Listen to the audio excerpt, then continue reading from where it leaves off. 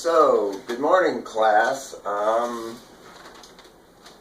thought I would do this show and tell video because one of my favorite things early on in elementary school was to have a show and tell class, and I thought this would be a good example of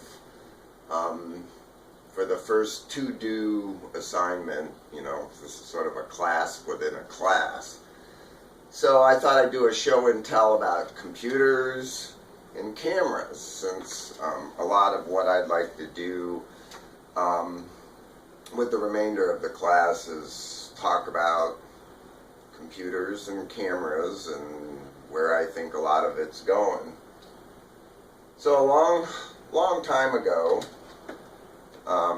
my dad was a pretty good photographer, and this is his main camera back in the day. We're talking like the 1930s and 40s. It's a nice, small, collapsible film 35mm camera, which had just kind of come out when he was a kid. So, you can see it's pretty worn and torn. I'll never forget the first time I picked up a 35mm camera in high school, and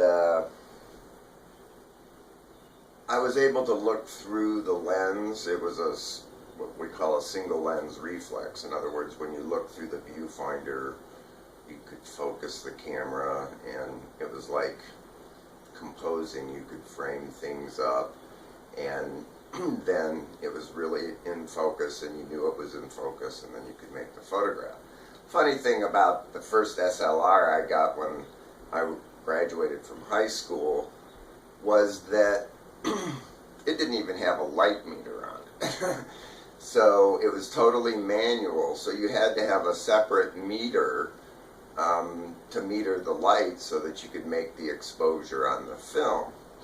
Now, this is a pretty modern,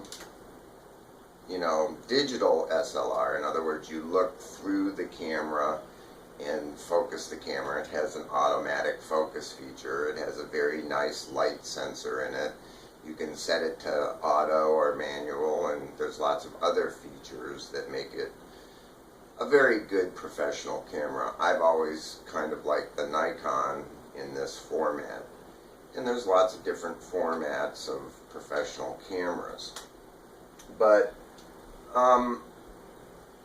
this is all changing. Now, I'll go back to when I was in high school. Now, in high school,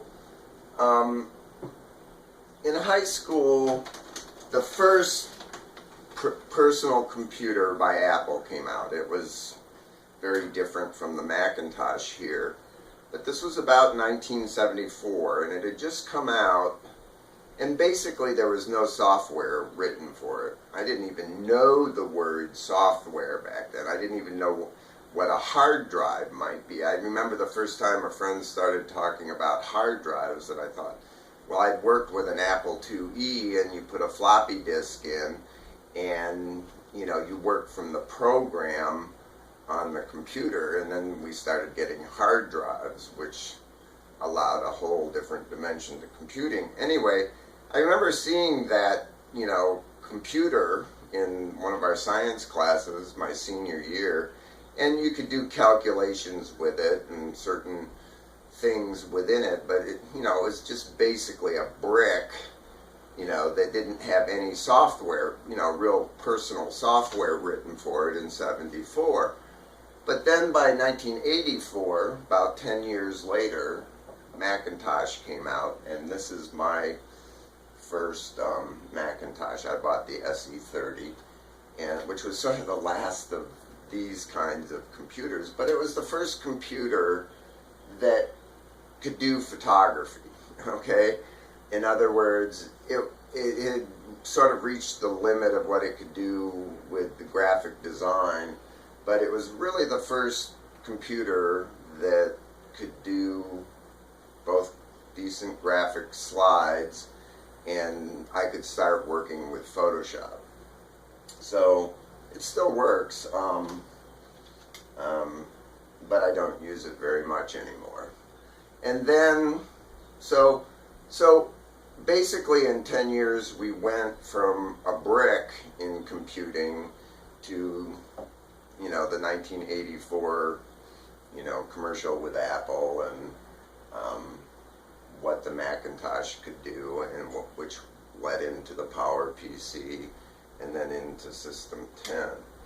This is my back over in here is my digital darkroom, and I've got a good, you know, film scanner. This is not just a flatbed scanner, but it can also scan film, which was really important for me for about 15 years as a professional photographer.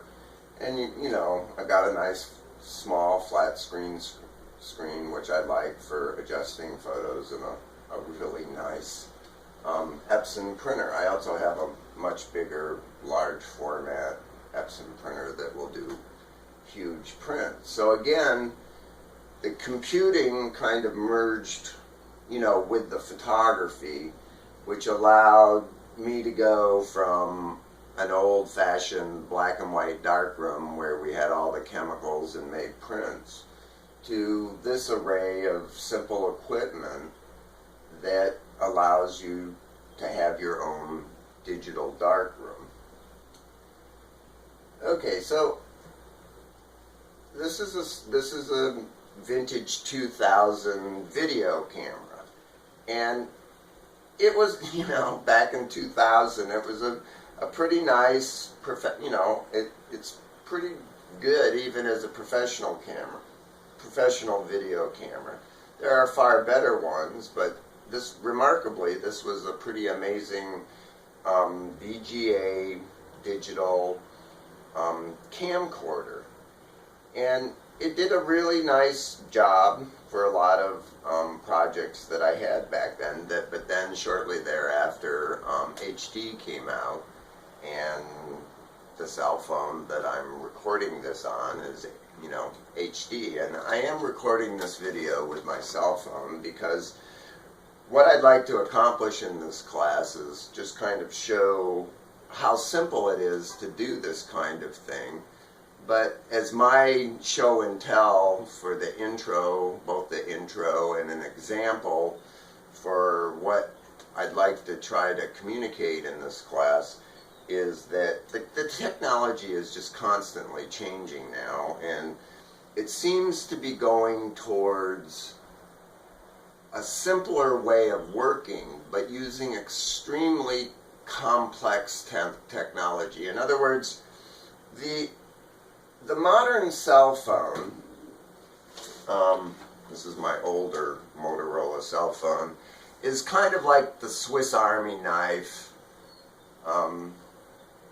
you know, of the world right now. You know, I used to carry around a nice little Swiss Army knife, which had a corkscrew on it and a knife and screwdriver and stuff.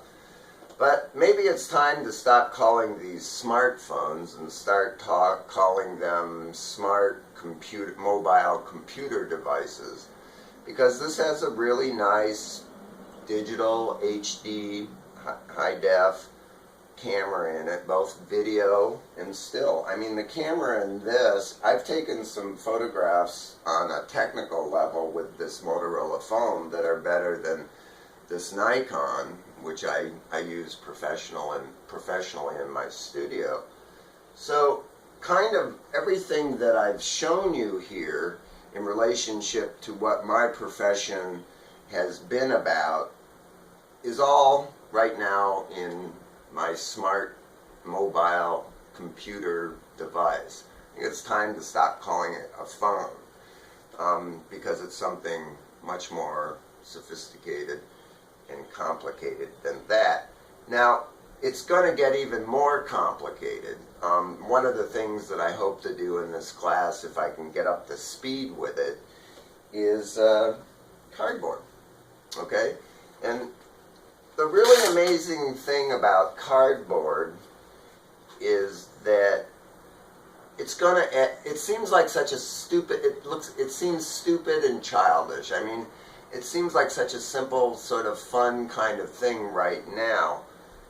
But based on the things that I've been reading and trying to understand about it, it's, you know, it's radically going to change computing, because when we're all able to take our smart mobile computing device, put it in a virtual reality viewer, and you know, immerse ourselves or engage or descend into or ascend into an environment where we can all interact, that's a whole new ball game. Because right now, you know, the internet is really good discursively, and what I'm going to be trying to do is talk about how we can make it more presentational by using digital video. But when you're able to take your smart computing device and, you know, go into, you know, totally different environments of all different kinds, and then when we're all able to interact with each other, like Star Trek on the holodeck, that's just like a whole different ball game. So, you know, it's my hope, you know, as a professional photographer and what I've been learning in this class, to talk about what some of the possibilities are with the remainder of the class. So, good morning.